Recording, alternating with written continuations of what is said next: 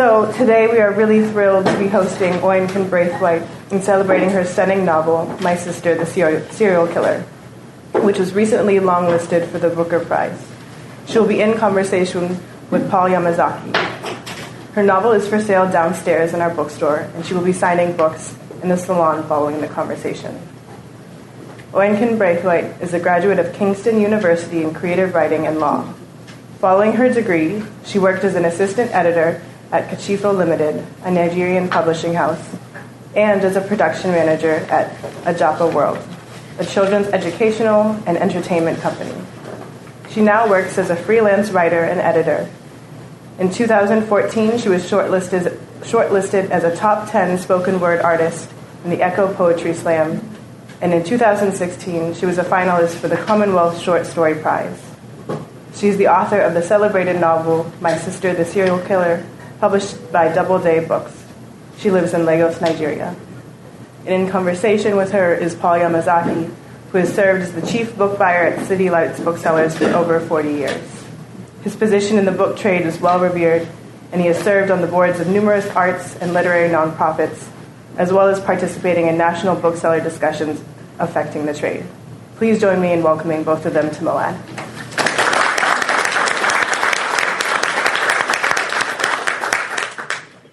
Well, thank you all for coming out today, and very much thank you for coming all the way across the Atlantic Ocean, all the way to San Francisco. City Lights is really very proud to be in collaboration with Moad and to presenting you today, and just kind of like being able to have this conversation for all of us together. I would say as a bookseller, I've been doing this for a long time. It's not every day that a book comes into your hand. So we got this about advanced reading copies around almost a year ago, and this book literally exploded out of our hands. And our excitement has been really high. And what's increased that excitement is that it's not only as Oyen has kind of done this remarkable book, but she's also rising with a remarkable young editor that we've become acquainted with, Margot Shinkmeister. And so one of the things that I wanted to begin this conversation with is talking about your role as a writer, your relationship with like your editors, because you had an editor also in the UK as well as in the United States, and like how that went. And so like you reached, what did Margot and your UK editor first see? Did you have a submission? And okay. Hi, good afternoon, everyone. Yeah. So I had my agent first. Yeah. And, she sent out the book. And so I don't know, like, I wasn't privy to rejections because she was fielding, I actually still don't know. I only know of, like, one publisher and they that she mentioned to me, and they didn't reject me so much as their advance was really, really low. And it was funny because if she had told me, because it was a pretty big publisher, I would have been like, yeah, I'm good. I'm fine. But, thankfully, I wasn't a part of any of these conversations. So she came, she let me know when Atlantic, my UK, so they gave, they offered on it first.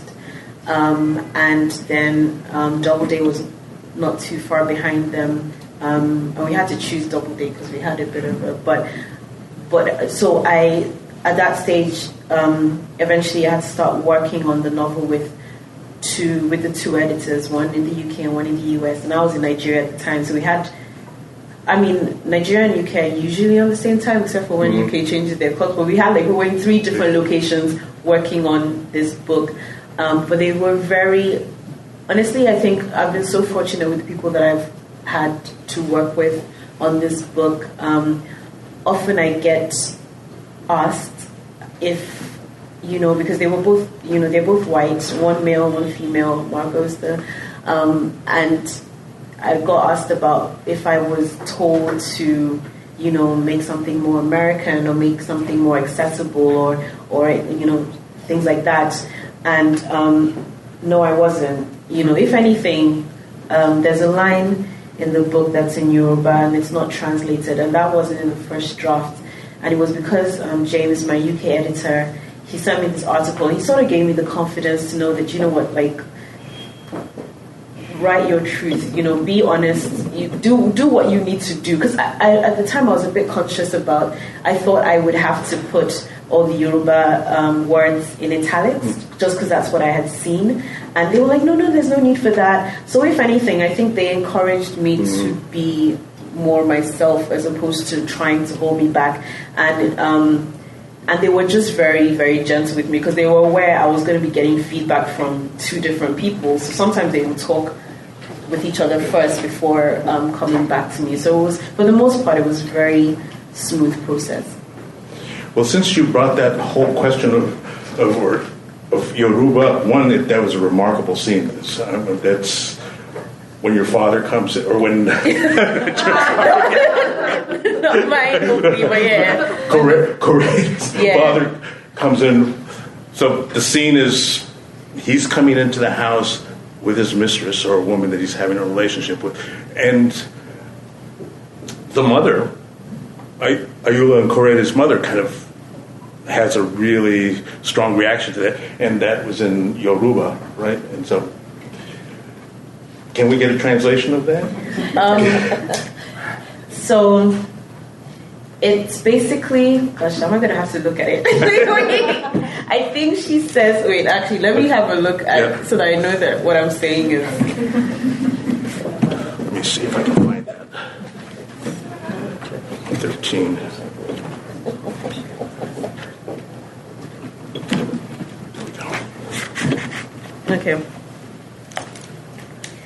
Okay, so she says, sometimes it's hard to translate something directly. My translation skills are not the best. She says, it's kind of like saying I'm in trouble, just the cry of, oh my goodness kind of thing. So she says, do you want to ruin my home? Do you want to walk on my head? Which is not, it doesn't directly mean you want to walk on my head, but sort of like, do you want to ruin me? Then she says, God, turn your face towards me. So it's like saying, God, see me, or see the things that I'm seeing. So do you consider yourself bilingual in that sense? No? My Yoruba is terrible. That's why I didn't even try to in case there was any Yoruba person here, I didn't even try to say it, because I can, but it's terrible. I don't say it with the right. Yoruba is a very musical language, and I don't say it with the right emphasis. Yeah. Is it something that's getting better or you're improving with as the longer that you're staying in Lagos? You know what? I'm so. It's just time. I'm so. I really want to improve because I think it makes me a better writer, because it's such a beautiful language, and it's really musical and it's quite deep. I know as anybody who speaks in foreign language, there's some things that you just can't do justice to in English. You try, and sometimes something comes to me, and it's weird because I'm not really bilingual, but something comes to me and it's trying to come to me in Yoruba, but it's failing. It's trying to get to me. And this was one of the sentences that did come to me mostly in Yoruba, where it was I can feel that. But for the most part, I'm terrible. I understand it completely, but speaking, I'm really bad. But it still gives you this kind of another way of looking at English, and another way, just in the same way that living in Lagos, living in London, has given you a variety of ways of looking at kind of the whole English language as a writer. So, is that something that was happening as you were writing this book, in terms of, or were you just kind of letting yourself be yourself and just kind of? I think I was mostly letting myself be myself, but definitely having lived outside of Nigeria gives you you can see some things from an objective perspective, and there's even some turn of phrase that there's something that really annoys me that they say in Nigeria. So they say, so if somebody is eating, so say for example I'm eating and you come into the room, a lot of people would then say to you, come and join me, which basically gives you the, you can then come and partake in my meal. I hate this phrase so much. I just, because why are you coming to come and take some of my food? Like, no, there's some in the pot if you want. And if there's not, like if I'm at work, I thought it through when I packed this food. There's only enough for me. I'm not really sure. And I don't like it when people say it to me either, because, some people try to be offended when you say no thanks. And that's a very Nigerian thing, that whole come and join me thing. And I think if I hadn't lived abroad, it wouldn't annoy me so much. I wouldn't see it in the same way, but like it really, most people probably politely say no, but they're not as annoyed by it. I'm actually annoyed by it. Are all your siblings now living in Lagos, or are you is the family kind of in both places? We're all there, except for my brother, because he's studying in the UK. Yeah. And does that kind of like change how you relate to all these kind of cultural practices that are specific to Lagos and having your siblings there? I think I don't think my siblings and I, we have very, very different experiences as far as Lagos goes, because we are generally really quite different, and we socialize differently. So the things that frustrate them are not necessarily the things that frustrate me. So I bring that up because it's such an important part of the book, the relationship between the sisters, and and so we start with the very familial part of this. Seems like this is a very strong relationship between two sisters, but as you go along through the book, you start to reveal to us as readers why these particular relationships are developing and how that's tied into larger family relationships and larger structural relationships. So how did you was that how you were kind of plotting this book out as you were going along? Because you had these levels of complexity that you make it very simple for us as readers, because we're just kind of being thrust right through this book because it's just such a strong narrative. But as you slow down a little bit and look at all these levels that you have there, I think for the most part it's simple, because I didn't go into it with big intentions. I find it easier to start small and then work out what that story then is can be. But so at the start, I knew they were sisters, mostly because with family, you don't get to choose who your family. Yeah. You can choose your friends. You're kind of stuck with your family. So I knew they were sisters. But then as I was writing, I thought, no, there needs to be something more that binds Korede to Ayoola. Yeah. And I believe that shared trauma, kind of puts you in a bubble that people who have not experienced that trauma, they then become outsiders. Mm-hmm. It's you and that person. So that's when the father came to me, because he didn't initially exist in my mind when I was writing this, but it became clear to me that no, I need something even beyond the fact that they're sisters and Korede feels this duty. There has to be something that's holding them together.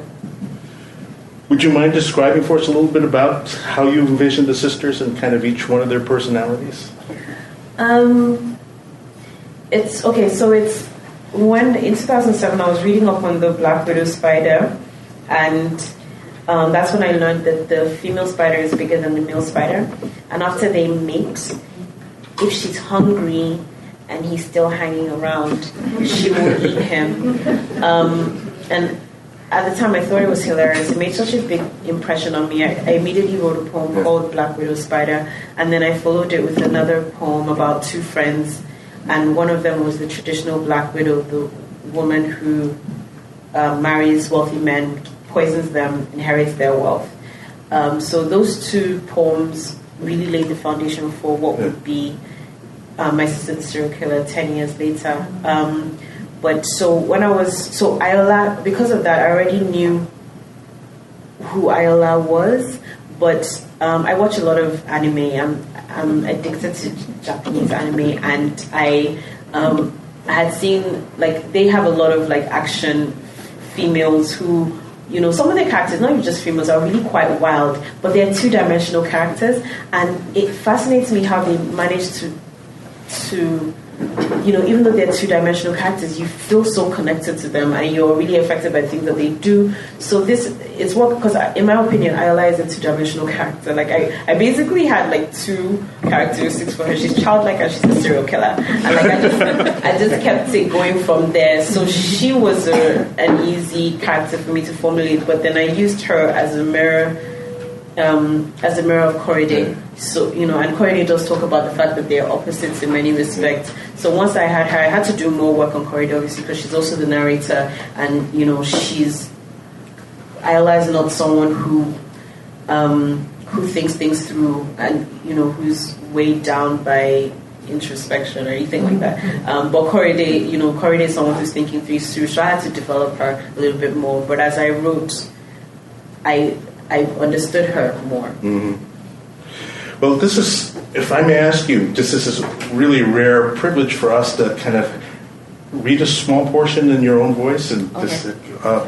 So I've selected a small, over on page 9, the body. Yeah.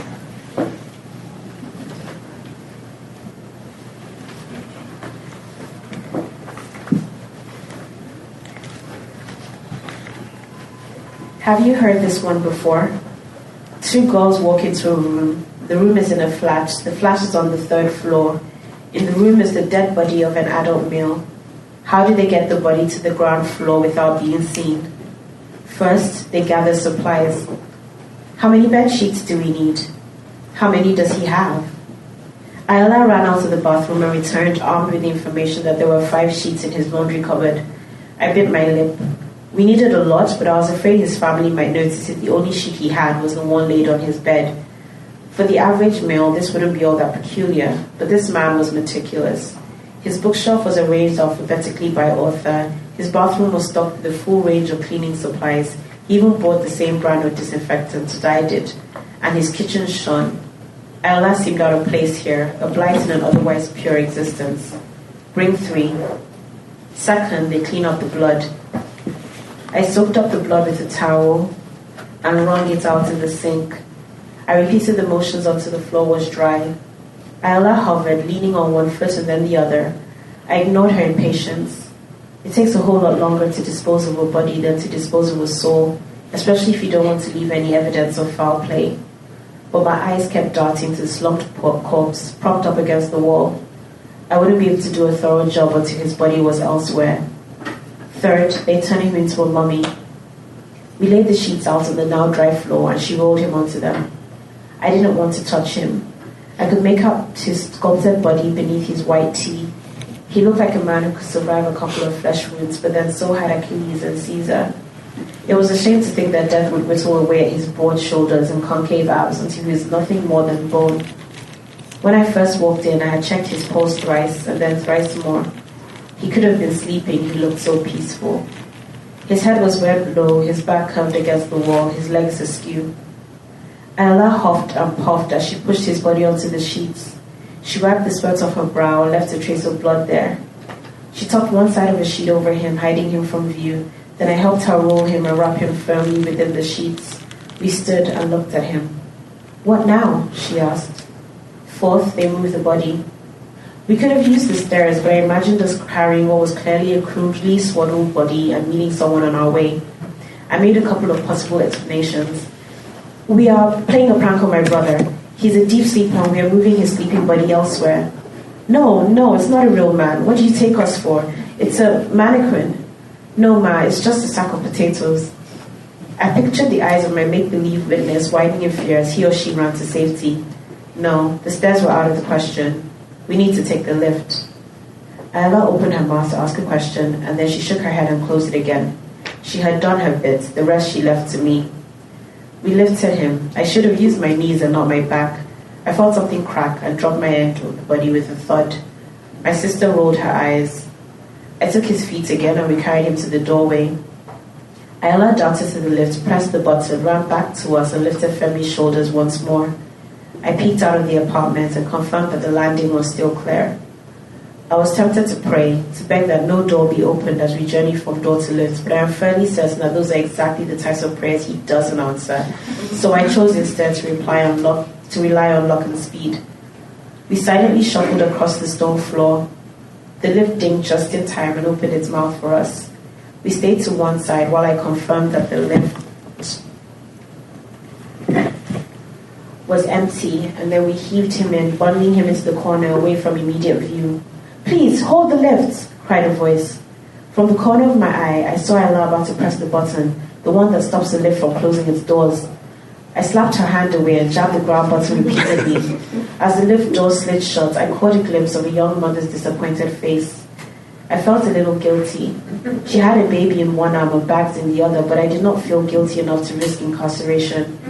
Besides, what good could she be up to moving around at that hour with a child in tow? "What is wrong with you?" I hissed at Iola, even though I knew her movement had been instinctive, possibly the same impulsiveness that caused her to drive knife into flesh. "My bad," was her only response. I swallowed the words that threatened to spill out of my mouth. This was not the time. On the ground floor, I left Iola to guard the body and hold the lift. If anyone was coming toward her, she was to shut the doors and go to the top floor. If someone attempted to call it from another floor, she was to hold the lift doors. I ran to get my car and drove to the back door of the apartment building where we fetched the body from the lift. My heart only stopped hammering in my chest when we shut the boot. Fifth, they bleach. Thank you. I think that chapter gives us a remarkable insight into kind of how Korede is and how she takes these things in such a matter-of-fact and organized way, and she really kind of tries to think through all these things, and at the same time is putting this protective shell around Ayoola, and so which I think probably Ayoola kind of takes that for granted. Yeah, definitely. Yeah. And so, what are the implications for Ayoola for the fact that she has such a kind of fierce and protector and thoughtful protector? I think that, they both play off of each other. Ayola couldn't be Ayola if Korede wasn't being Korede, if she didn't have that protection. And she knows, she pushes the limits, but she does it because she knows she'll get away with it, and that Korede's love and loyalty towards her is that deep. Without Korede, Ayola would be unable to continue the murders. She'd probably be caught by now. Right.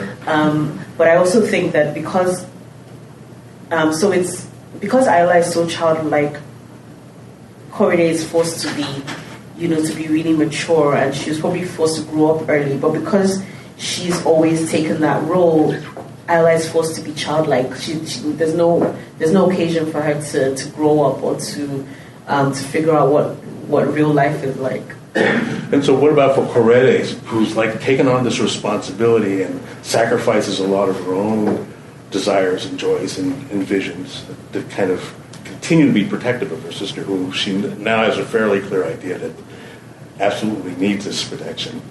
Yeah, I don't think Korede believes she has a choice. She does what she does mostly because it's the role she took on very early, and she's accustomed to life acting as that individual.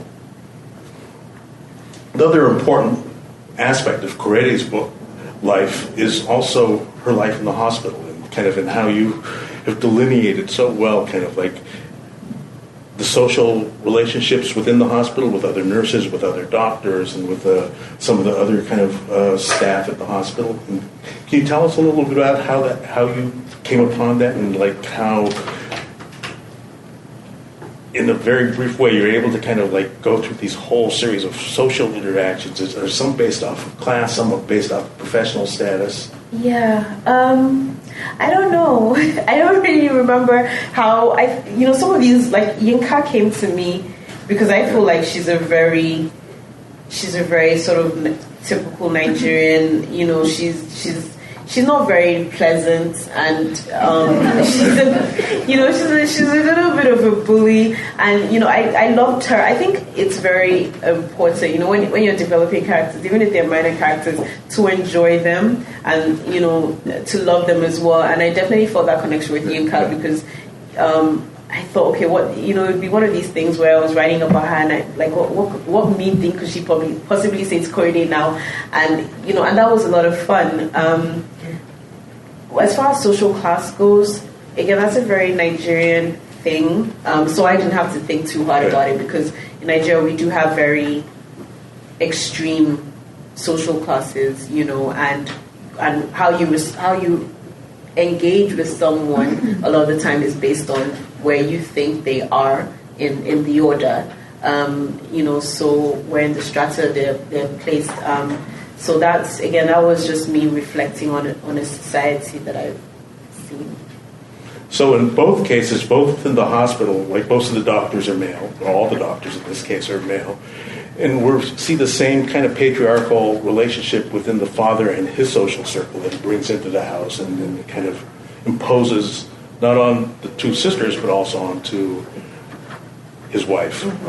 So is that something that you kind of this kind of came out of the narrative and something that you reflected about, that you really do have this very, I think, deep critique of a patriarchal...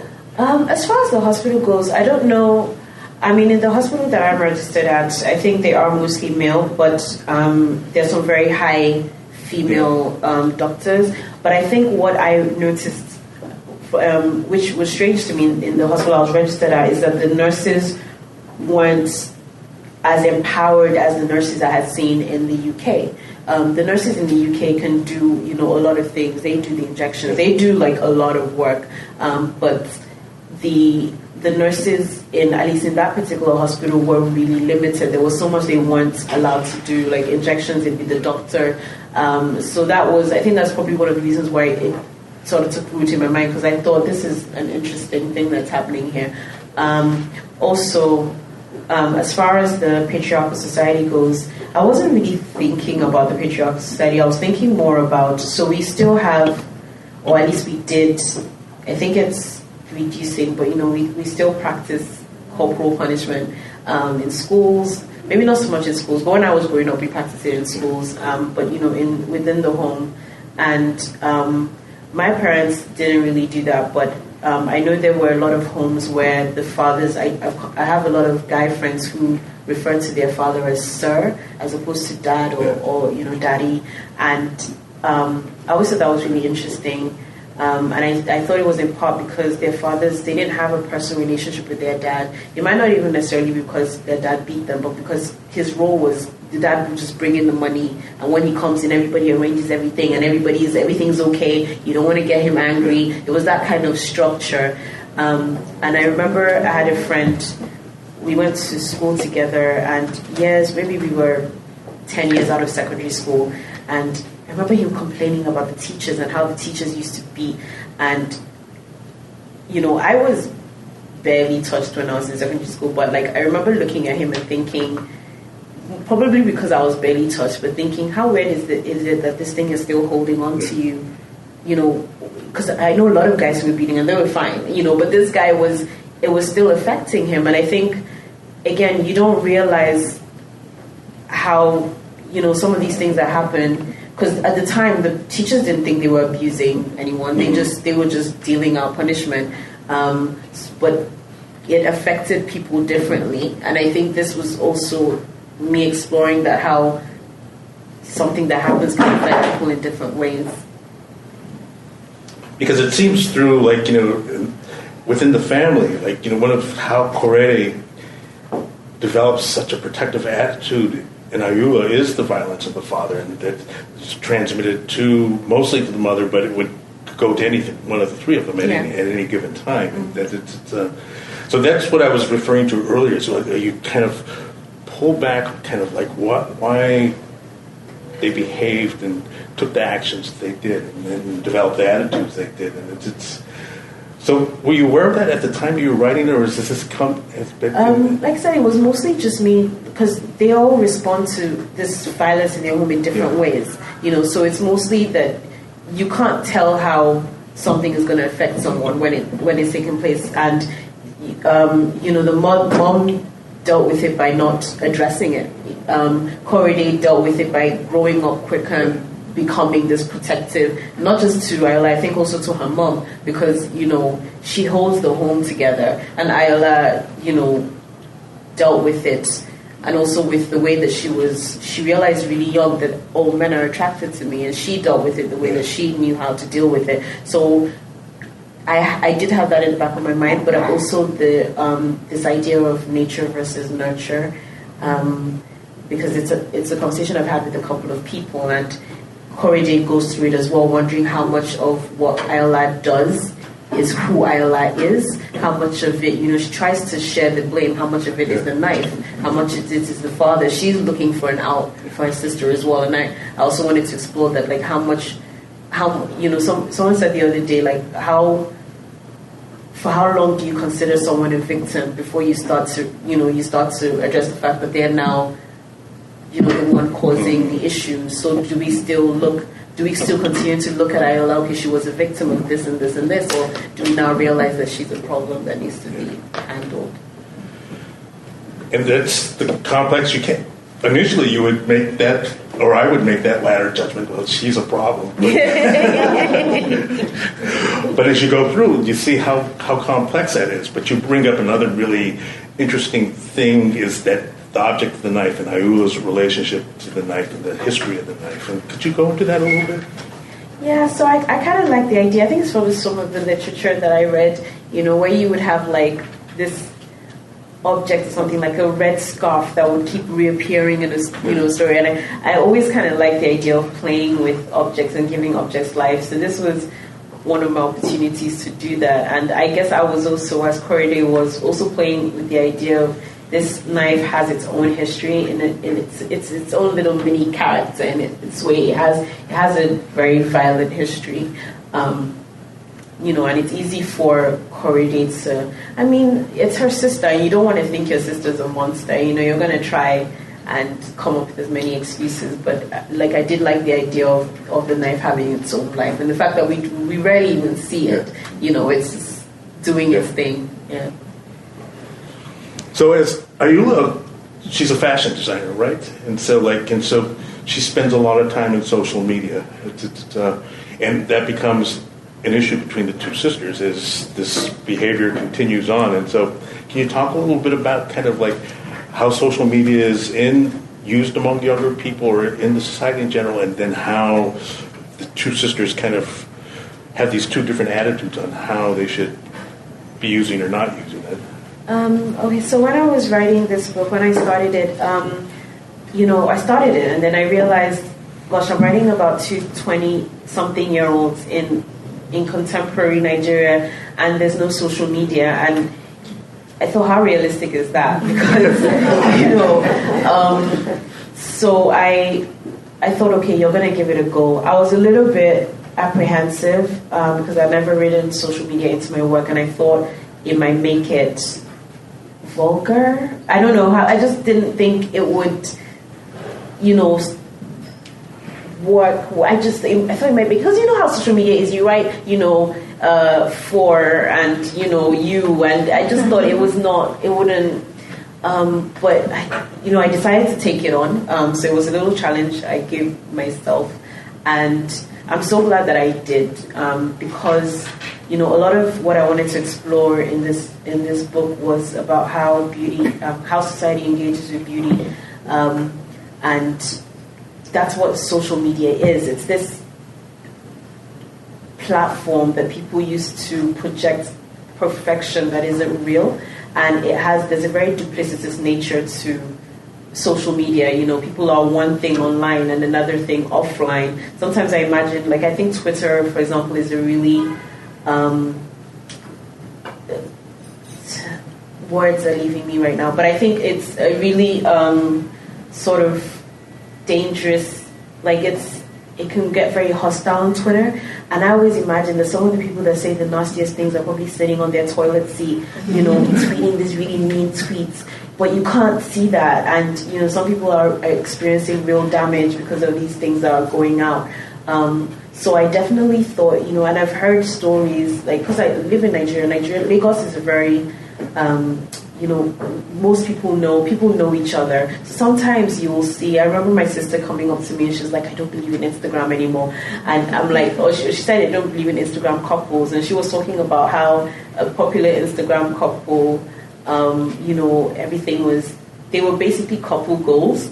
And she found out that the guy had been cheating on the girl, and it was just like, really sorted behind the camera, but in front of the camera they were perfect. Like, he wanted to be them. You're wondering where your Prince Charming is and why he's not here yet. So I think I was just really fascinated with all of that, and I think it was just another way to continue to explore this idea of beauty and perfection and all of that. Yeah. Would you mind reading the chapter Instagram? I think page 22.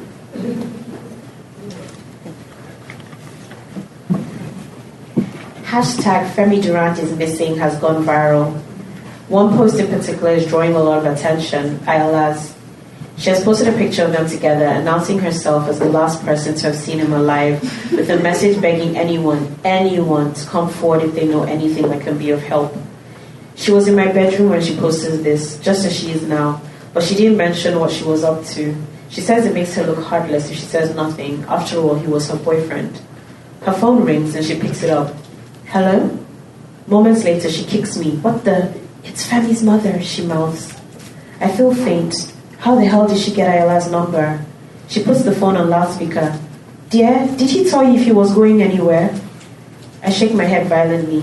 No, ma, I left him pretty late, Ayala replies. He was not at work the next day? Sometimes he used to jog at night, ma. I know, I told him all the time it was not safe. The woman on the line starts to cry. Her emotion is so strong that I start to cry too. I make no sound, but the tears I have no right to burn my nose, my cheeks, my lips. Ayala starts crying too. Whenever I do, it sets her off. It always has. But I rarely cry, which is just as well. Her crying is loud and messy. Eventually, the sobs turn to hiccups and we are quiet. Keep praying for my boy, the woman says hoarsely before hanging up. I turn on my sister. What the hell is the matter with you? What? Do you not realize the gravity of what you have done? Are you enjoying this? I grab a tissue and hand it to her, then take some for myself. Her eyes go dark and she begins to twirl her dreadlocks. These days, she'd look at me like I'm a monster. Her voice is so low I can barely hear her. I don't think this is victim shaming, Victim? Is it mere coincidence that Ayala has never had a mark on her from any of these incidents with these men? Not even a bruise. What does she want from me? What does she want me to say? I count the seconds. If I wait too long to respond, it will be a response in itself. But I'm saved by my door creaking open. Mom wanders in, one hand pinned to her half-formed gilly. Hold this for me. I stand up and hold the part of the gilly that is loose. She angles herself to face my standing mirror. Her miniature eyes taking her wide nose and fat lips, too big for her thin oval face. The red lipstick she has painted on further accentuates the size of her mouth. My looks are the spitting image of hers. We even share a beauty spot below the left eye. The irony is not lost on me. Ayala's loveliness is a phenomenon that took my mother by surprise. She was so thankful that she forgot to keep trying for a boy. I'm going to Chopin's daughter's wedding. The both of you should come. You might meet someone there. No, thank you, I reply stiffly. Ayala smiles and shakes her head. Mom frowns at the mirror. Korede, you know your sister will go if you do. Don't you want her to marry? As if Ayala lives by anyone's rules but her own. I choose not to respond to my mother's illogical statement, nor acknowledge the fact that she is far more interested in Ayala's marital fate than in mine. It is as though love is only for the beautiful. After all, she didn't have love. What she had was a politician for a father, and so she managed to back herself a man who viewed their marriage as a means to an end. The gilly is done, a masterpiece atop my mother's small head. She cocks her head this way and that, and then frowns, unhappy with the way she looks in spite of the gilly, the expensive jewelry, and the expertly applied makeup. Ayala stands up and kisses her on the cheek. Now don't you look elegant, she says. No sooner is it said than it becomes true.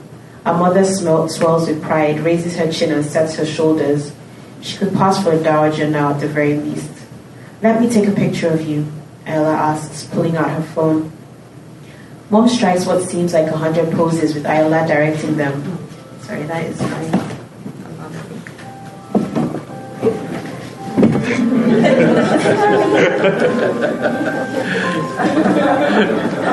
Someone in the audience. There. Mom strikes what seems like 100 poses with Ayala directing them, and then they scroll through their handiwork on the screen and select the picture that satisfies them. It is one of my mom in profile with her hand on her hip and her head thrown back in laughter. It is a nice picture. Ayala busies herself on the phone, chewing on her lip. What are you doing? Posting it on Instagram. Are you nuts, or have you forgotten your previous post? What's her previous post? Interjects Mom. I feel a chill go through my body. It has been happening a lot lately. Ayala answers her. Femi is missing. Femi? That fine boy you are dating? Yes, Mom. Jesu Shanufuwa, why didn't you tell me? I was in shock. Mom rushes over to Ayala and pulls her into a tight embrace. I'm your mom. You must tell me everything. Do you understand? Yes, Ma. But of course she can't. She can't tell her everything. Thank you.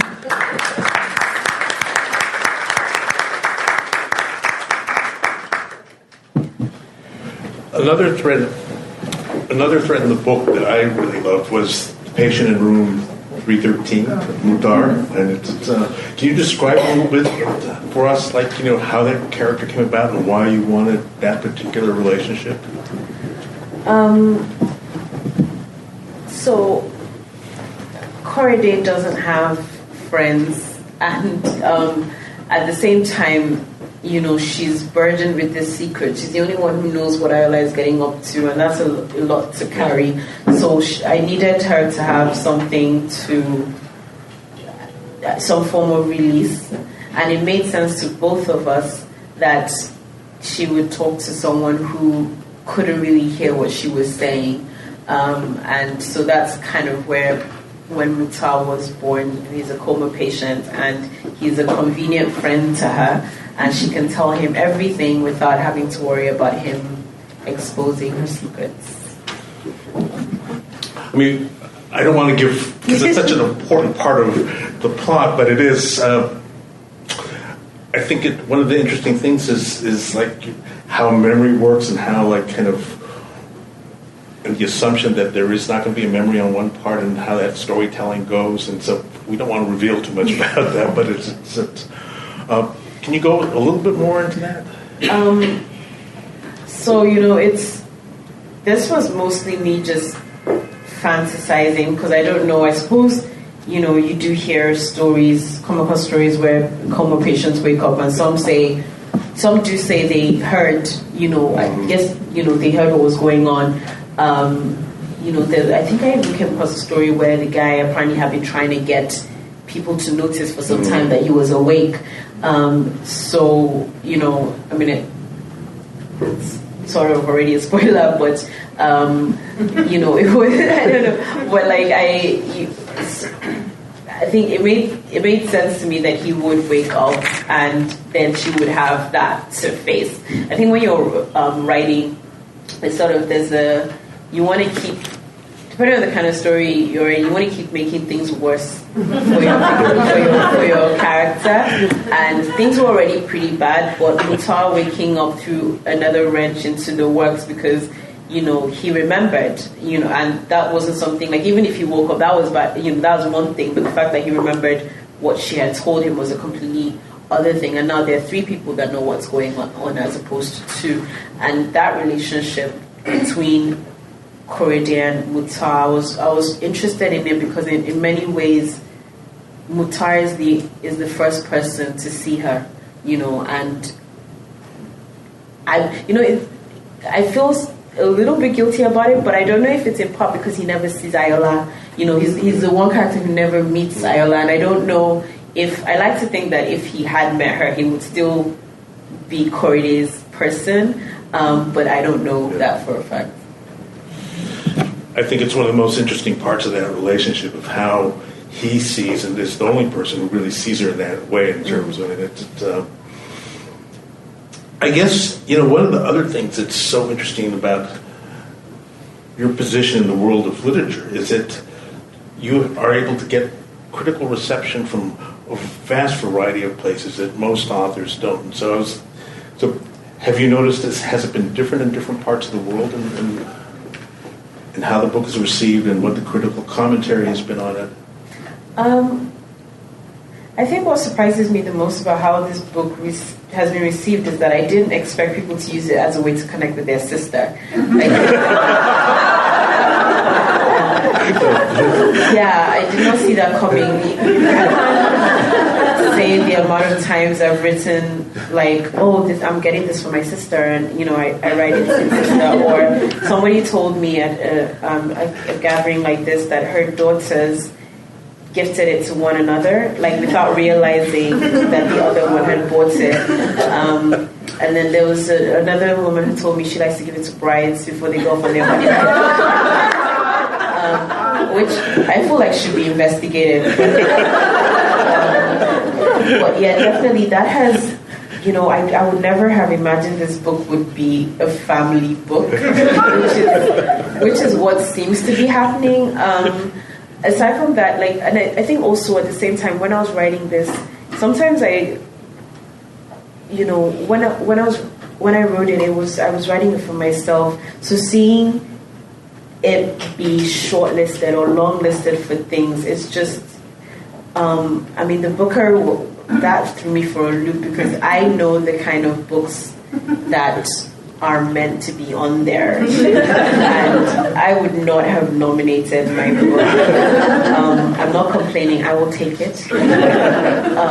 So it's definitely been a bit of a wild ride. I feel like the book it doesn't really feel like it's mine anymore. It's gone off in its own trajectory, and I can't control anything that happens to it at this point, and I've done my bit. Like it's been such an incredible, really, really incredible journey. So, I think for the most part, the reception has been positive. I do occasionally get as I imagine all books do, I do occasionally come across some really scathing reader reviews where, people are just shy of saying die book die. But generally it's been okay.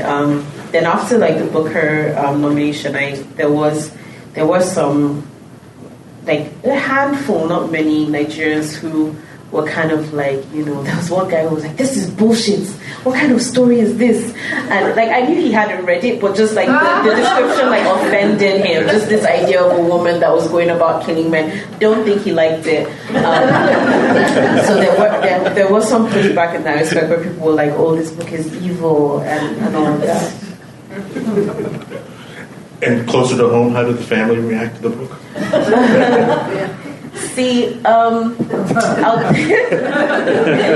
not that. It's just, okay, I'll tell you a funny story. So when I was 10, one of the first stories I remember writing was when I was about that age, and it was about a girl who walks into a forest and kills herself, and it was told from the perspective of the grass and the wind and the trees, and they basically watched this young, beautiful woman with flowing hair die. And my parents called me downstairs and, try to find out if I was being bullied at school or if I was experiencing some trauma of some kind. And, I thought that something was wrong with them. I've got things to do, books to read. But so I think from then on they realized that was just the child God had given them. And they stopped, as I got older, they stopped reading my work. And it was an understanding between me and, we were fine. I was fine with that. They were fine with that. So they've not been reading my work up until this book came out. And I went to my dad and I said, look, because my dad writes, he writes children's literature, and, I went to him and I was like, look, you're going to be really embarrassed when people are talking about this book and you can't follow the conversation. So he read it, and then and he was actually really, because we used to have conversations where he would sort of tell me, look, why do you have to write such dark things? Why can't you write something that makes people happy? Why can't you uplift people? And which, what, it goes to show, because this book is making people happy.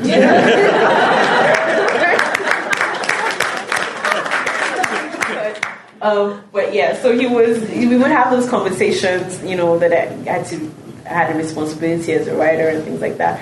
But when he read it, he said really lovely things about it. He was so sweet, he said so many nice things that I hugged him afterwards. Then my mom read it. It took my mom a lot longer to read it. She's like a butterfly. She can't really stay in one place too long.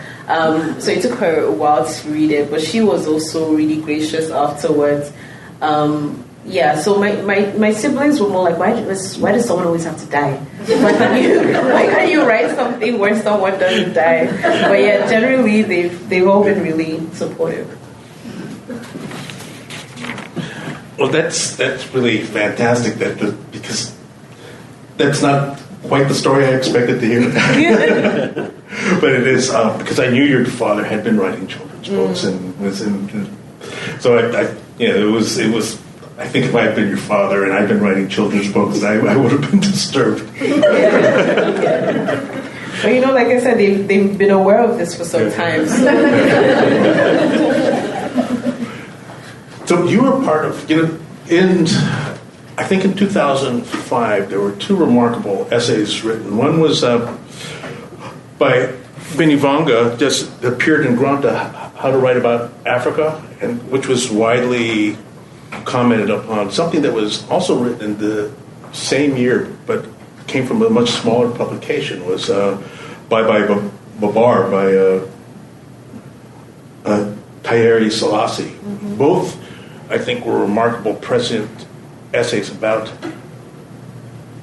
what had come in a Western eye on what people thought was proper African literature, and then what they were seeing as what the future held for what they saw as the emerging talents, which from my point of view has kind of been so prescient. One of the great things as being a bookseller is to see the emergence of so many writers coming from so many styles of writing from so many different parts of the African continent. And I was wondering, do you have a sense of that you are now part of that? I have been very aware of the history, and I remember when James asked me what if I had any idea of what I wanted the cover to look like. I was like, look, I just don't want a sunset, and I don't want that tree. I don't know, I don't even know where that tree comes from. It's just this African tree. So I don't want the acacia tree. So I've definitely been aware of it. I think, but somebody asked if I was writing against that sort of literature, and I don't think that's what I was doing. I was just being true to who I am. I don't read a lot of, I have to admit, in the past 3 years I've improved. I've definitely consumed a lot more literature, especially Nigerian literature. But generally, my genres that as a child I read a lot of classics, but now I read mostly fantasy or crime. That's those are the areas of the bookstore I gravitate towards, and I wasn't getting a lot of that in Nigerian literature. So at some point I just wasn't reading that, and I think because of that I'm not influenced by Nigerian literature to the extent that some other writers might be. That's not to say I don't think it's necessarily very good that I wasn't reading, consuming, but it wasn't for me. And I used to talk, when I did talk to other writers before this book came out, I used to say, look, you're writing to the few with these kind of literature, because the majority of people that's not what they want to consume. They want something that's relatable, and it's because most of those stories I can't even relate to them. And I'm, as a Nigerian living in Nigeria, most of them, some of them are because they're historical, but some of them there's just nothing like my reality. So it was nice to write something that was somewhat true to the time and to being a woman in that environment. So it's kind of, looking at all this, it's because I think one of the things that Benivanga in particular was we're going to take the shackles off ourselves as writers, and we're going to write whatever we want. And so we, as American readers, are now starting to see books coming from Cassava Republic and other things who are writing kind of genre fiction from an African point of view. It's not like some of the books that had been written in the 60s and 70s from like white South African writers. And it's and we're also seeing science fiction that's kind of coming from amazing different points of view from the diaspora of African writers who are now, whatever they call themselves, whether they're here in the United States or in England or in some cases in Italy or writing from different parts of the continent, we are seeing a vast range of African writers who are writing what they want to write, not being defined by anything else but their own desires. And so it's... I do think that, I think there's probably a couple of reasons for that. One, I think it's what people wanted to publish, because there were writers writing these things originally. I've been writing, I was sending it out, but I've been writing. I've written African fantasy before. I've always just been writing whatever I want to write, and I do. There are people who I was talking to a writer the other day, and she was saying, and she writes beautiful, interesting, new sort of literature. And she's published now, but she was saying back, a few years ago when she was sending it out, she was getting, responses like, oh, can you make this more appealing to a Western audience? Or can you do this? Or can you do that? So I don't think it's that there is to some extent, because other writers are seeing that, oh, you can be successful. Other African writers are seeing, oh, you don't have to write about colonialism or about, whatever to be successful. But I think there was also always these writers writing whatever the hell they wanted to talk about, but not necessarily finding platforms on which to publish them. So what about... This is going to be the unfair question. I'm sure you get it all the time. What's next? You have so many different types of of interest in ways that you want to write, and obvious your abilities as a writer and a storyteller are amazing. And so you have a lot of options in terms of their kind of...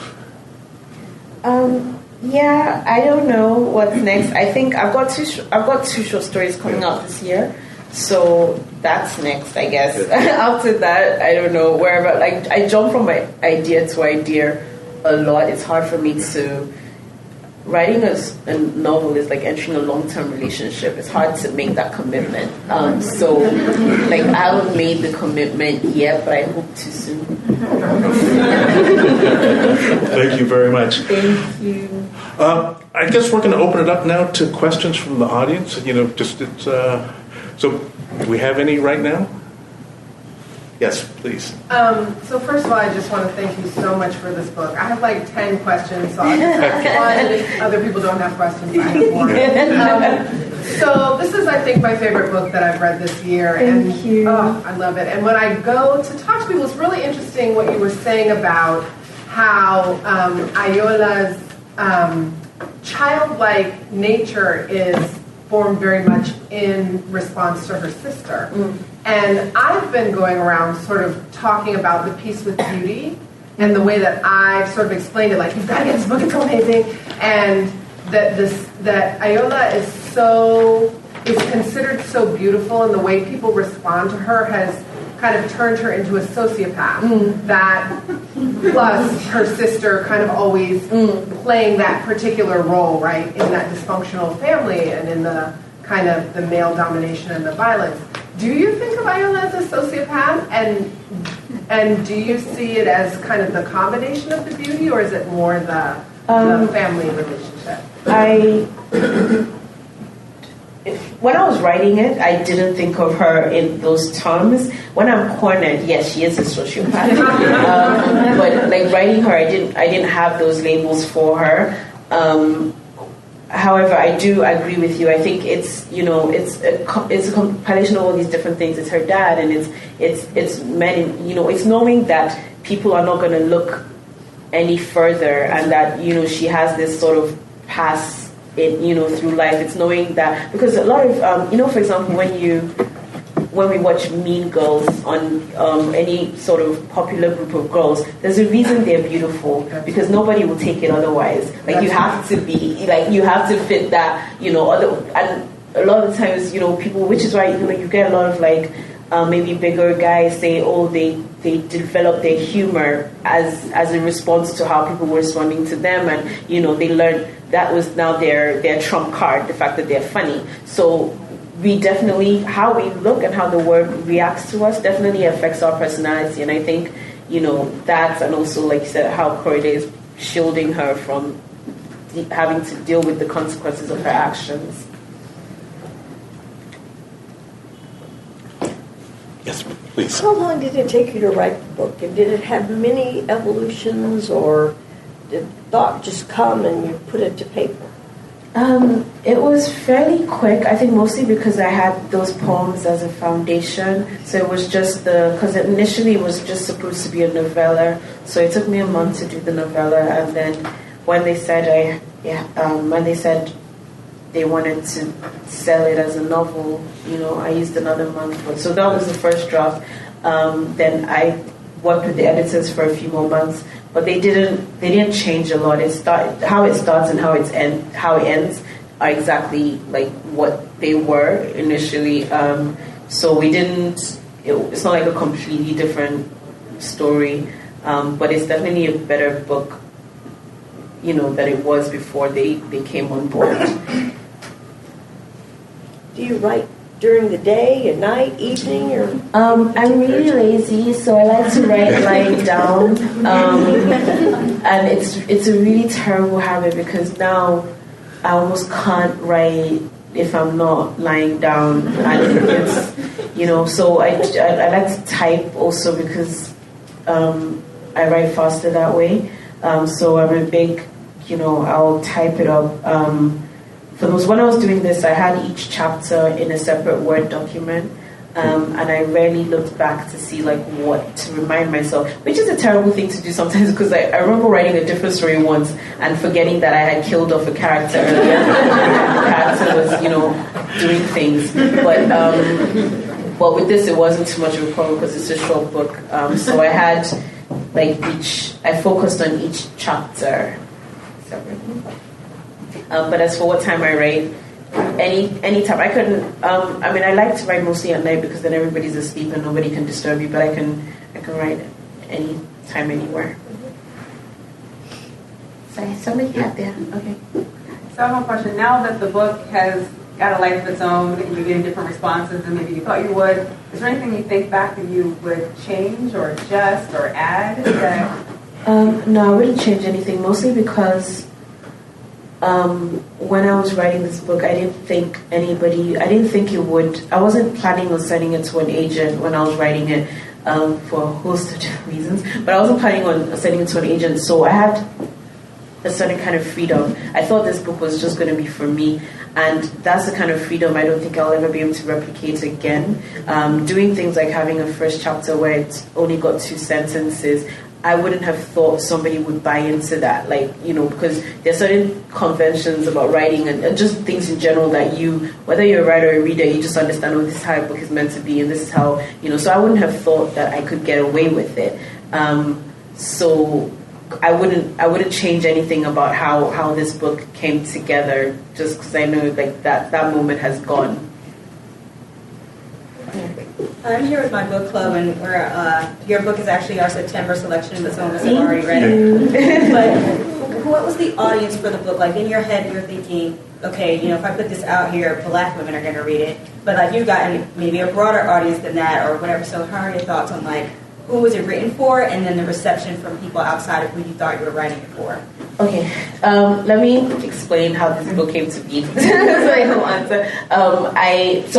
It was in 2017. I was writing a different novel, and this was meant to be the great novel, but it was refusing to be great. So I thought, and I had begun to panic because I had never sent work to an agent before, even though I had a conversation with an agent. Who in the end ended up being my agent, but I never sent work to an agent, and I thought, oh my gosh, you're going to be 30 next year, and you're without ever having tried to do the thing you've wanted all your life. You know, I knew I wanted to be an author when I was young. So I was in a state of panic. So I thought, you know what, you're gonna forget about this novel for now, write something else. Which is why I chose a novella, because it's a shorter form, and you're just gonna write this for you. You're gonna finish it, you know, and just to exercise my writing muscles and to loosen me up. And this was going to be something that was fun and quirky, and that's kind of what I did. So I wrote it very quickly. I wrote it in a kind of like in a state of panic, because it wasn't even what my main project was supposed to be. It was just a way to loosen. So there was no market for it. It was just me writing for myself and writing something that I found engaging and all of that. And I thought, okay, once you've done that, so initially, just to show how serious I was about, I didn't send it to an agent. I self-published it on, and even then, like, I didn't really say too much about it. Like, I put up 1 or 2 Instagram posts, but my friend,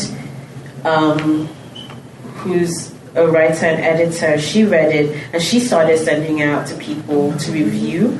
And she was like, you know, Oyinkan, I think this is the best thing you've written, which I was a little offended by at the time. So, but like, you know, she sent it out to people, and you know, they were sending back some positive feedback. So I thought, okay, maybe this is maybe this is more than I thought it was. At which point I did send it to the agent, but even then I sent it as a I'm not dead kind of like thing. So it had been a year between when I had spoken with that agency and when I was sending them this. So I was like, look, yeah, I'm writing something else, but just to let you know, I've written this recently. So then they eventually, when she did read it, she was like, look, she wants to call me, and things went on from there. So that answers your question. Yeah. I guess my question is sort of about genre and popular fiction, and it has different little pieces to it. One is like, I'm really interested to hear you say that you read crime fiction. I'm wondering, do you think of this as being part of crime fiction in genre? I'm also curious, without spoiling the ending, was that how you always imagined it ending from the beginning? And then also there's a lot about sort of love and sexuality and romance, and it seems really kind of like an anti-romance. So many ways. And then I guess the only other question I have is just about kind of Nigerian pulp fiction. In the 90s, I remember getting my hands on some of those pace-setter novels, and I wonder, have you read some of those, or just even having those in the Nigerian literary world, have they influenced you? You weren't kidding about the fact that you had right. Okay, genre crime. So no, I wouldn't have thought of it, and it's funny because my agent said recently, because she's read my short stories, obviously, so she said, you're not really a crime writer, are you? And I was like, no, they'll figure it out. But like, I didn't think of it as crime, but like I was saying, I didn't think of it, I wasn't thinking about any of the things you traditionally think of, because I wasn't planning to publish it traditionally. That wasn't what my ideal for it. So, which is what I was saying about, I can't replicate that moment again, because I didn't have any of those things at the back of my mind that you would normally have. Remind me what? It's just romance and it. Okay, yeah. Do you know what? Twice this week, people have asked me if I have a boyfriend, and I reckon it's because like. And then somebody once asked me when he was last seen. I do, and he's alive and well. Do you know what? I think you're right. I think it is slightly anti-romance. Not because, but I'm a huge, personally, I'm a Disney, I love that whole idea of it. But I think as you grow up, you just realize that, and Nigerians, they push marriage in your face, you're constantly, everything's marriage, when are you going to marry, when is it happening, that sort of thing. And what fascinates me about that is that let's say 75% of the people who are pushing me into marriage are not in happy marriages themselves. And I think that's fascinating, how much of marriage is love, how much of love is even love, like how much of, us in Nigeria, we talk sometimes about how relationships are quite transactional. Women are picking their guys based on how well they're doing, or, like, people aren't just falling, the way they traditionally think of falling in love, people aren't just falling in love. They're making conscious choices based on where they see themselves. And not that there's anything wrong with that, but I definitely think it's interesting, and it's something that, like, I'd probably still like to explore. As for pace setters, I don't think I've read any. I've heard about them a lot, but this is what I'm saying about, like, there was definitely all that fiction going on. It just didn't have a global audience. But Nigerians are always talking about, like, I've been told so many times, they're like, that they wish pace setters, and maybe one day they would make a comeback, because they were like small, like Mills and Boone sized books, but they were really entertaining. So then you had a fourth. One. Look at my notes. You came prepared. I like it. Just in terms of thriller, like, there's crime fiction, but do you think of it as sort of speaking into the thriller genre, or when I'm cornered, I say it's noir. Yeah, but at the time, it's definitely not crime in the way that we traditionally think of crime. Thank you. I have one question. It's about a specific part in the book. Okay.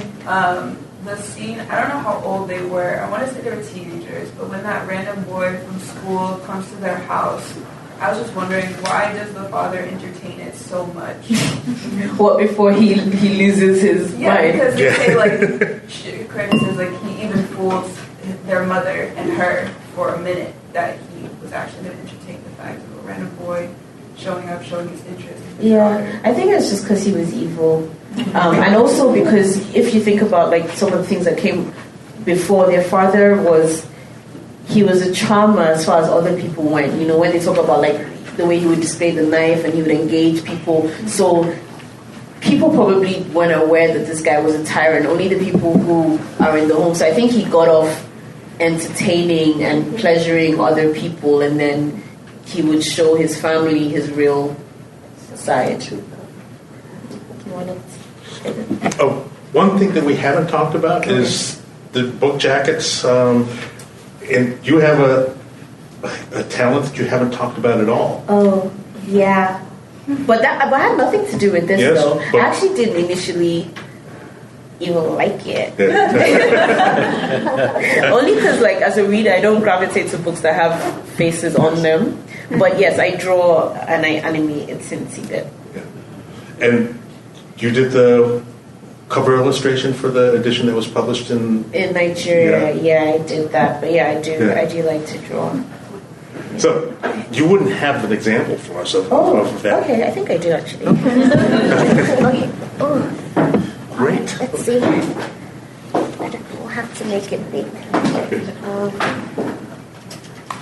see.